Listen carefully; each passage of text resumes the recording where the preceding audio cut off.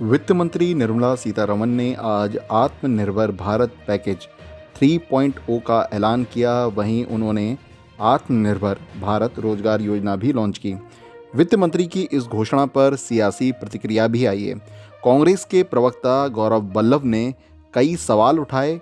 उन्होंने वित्त मंत्री की कई घोषणाओं पर उनसे सवाल भी पूछे। वहीं उन्होंने ये भी कहा कि कई चीज़ों को लेकर वित्त मंत्री भ्रम में हैं। वहीं बीजेपी की ओर से आत्मनिर्भर भारत पैकेज 3.0 की तारीफ की गई। पहले सुनिए कांग्रेस प्रवक्ता गौरव वल्लभ को, आखिर उन्होंने निर्मला सीतारमण के इस फैसले की आलोचना क्यों की। मुझे इस 3.0 हो, 2.0 हो, 1.0 हो, इसमें लोगों को आज सहायता क्या मिल रही है, इसके बारे में कहीं पर भी कोई तरह की स्पष्टता नहीं है। और मैं कुछ उदाहरण दूंगा, जैसे प्रोडक्शन लिंक्ड इंसेंटिव, जिसमें 1,46,000 करोड़ रुपए की बात की गई। कैसे खर्च होगा, कब तक खर्च होगा, कब लाभ मिलेगा, ये तो वो बात हो गई कि 5 साल बाद कुछ होगा, उसका लाभ मिलेगा। जैसे आज एम्प्लॉयमेंट की बात की गई, एम्प्लॉयमेंट के लिए ये बोला गया कि जो लोग बेरोजगार हुए और मार्च से लेकर सितंबर के बीच वापस उनकी नौकरी लग गई, उनका पीएफ का अंशदान सरकार करेगी। तो डिमांड तो कोई क्रिएट हुई नहीं, क्योंकि वो पैसा उनके पीएफ में चले गया। और दूसरी बात, जो बेरोजगार हुए और वापस उस दौरान नहीं लगे, उनके लिए क्या है? तो बात प्रमुखता से ये समझना पड़ेगा। मेरे 2-3 सवाल है। कंजम्पशन और इन्वेस्टमेंट, ये दो लोवेस्ट लेवल पर है। कंजम्पशन को बढ़ाने के लिए इस स्कीम में क्या था? इन्वेस्टमेंट को देश में बढ़ाने के लिए इस स्कीम में क्या था? रोजगार के नए अवसर उत्पन्न करने के लिए इस स्कीम में क्या था? एफएम ने बहुत डेटा भी कोट किए, मैं भी कुछ डेटा बताना चाहता हूं कि जहां तक रोजगार की बात है, उन्होंने कहा ना रिवाइव हो गई ये सारी चीजें। अगर अक्टूबर महीना 2020 का देखें, सीएमआईई का डेटा है कि सितंबर की तुलना में अक्टूबर में टोटल 6 लाख लोगों की नौकरी और गई है। तो ये सीएमआईई का डेटा है। तो एफएम कौन से पैरामीटर्स की बात कर रही है? उन्होंने कहा इलेक्ट्रिसिटी कंजम्पशन, इलेक्ट्रिसिटी जनरेशन बढ़ गया। मैं उन्हीं को बताना चाहता हूं कि इलेक्ट्रिसिटी जनरेशन तो आपने ठीक कहा, पर उसके साथ में जो सीमेंट प्रोडक्शन हो, भले ही वो फर्टिलाइजर्स हो, रिफाइनरी प्रोडक्ट्स हो, नेचुरल गैस हो, उनका प्रोडक्शन तो दिन ब दिन गिरता जा रहा है। सितंबर की बात, जो डाटा उन्होंने कोट किया, सेलेक्टिव डाटा कोट करके ये बताना कि इकोनॉमी रिवाइव हो गई, इससे काम नहीं चलेगा। आज 2,62,000 करोड़ की घोषणा ही हुई, उसमें से 1,45,000 करोड़ तो प्रोडक्शन लिंक्ड इंसेंटिव है। वो तो कब होगा, कब मिलेगा, जो उद्योग वहां स्थापित होंगे उनको मिलेगा, वो कब करेंगे, इसकी क्या टाइमलाइन है? फिर उसके बाद फर्टिलाइजर सब्सिडी 65,000 करोड़ की है, वो उसका मैं स्वागत करता हूं। रोजगार कहाँ उत्पन्न होगा?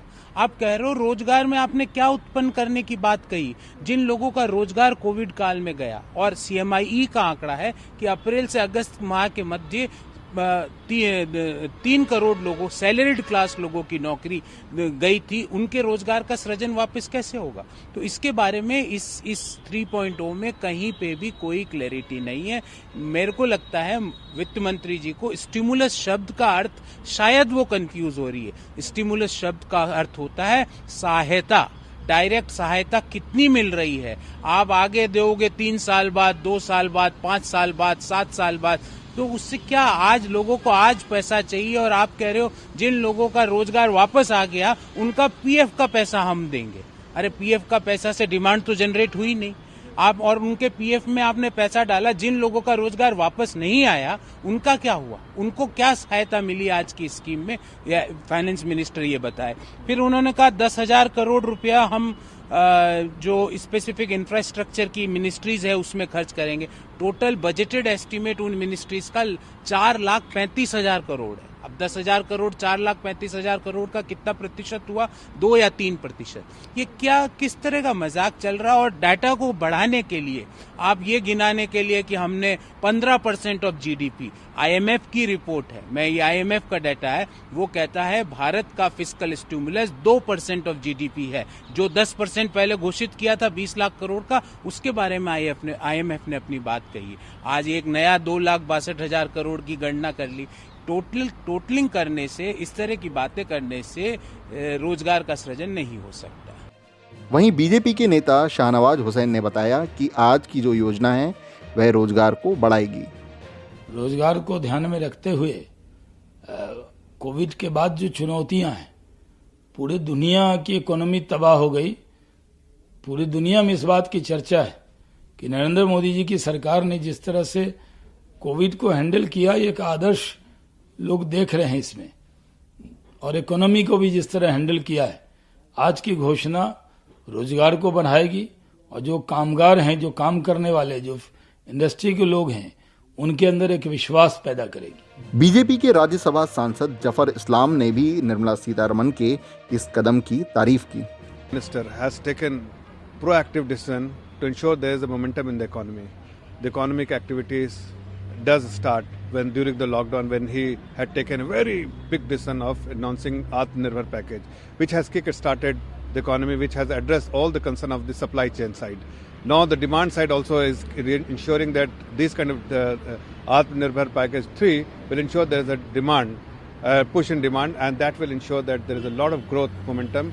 And eventually, what will happen, the growth, the GDP growth, what is expected by the state, India will register faster GDP growth than what the state is expecting. And this is primarily because the proactive approach of the Honorable Prime Minister and Finance Minister.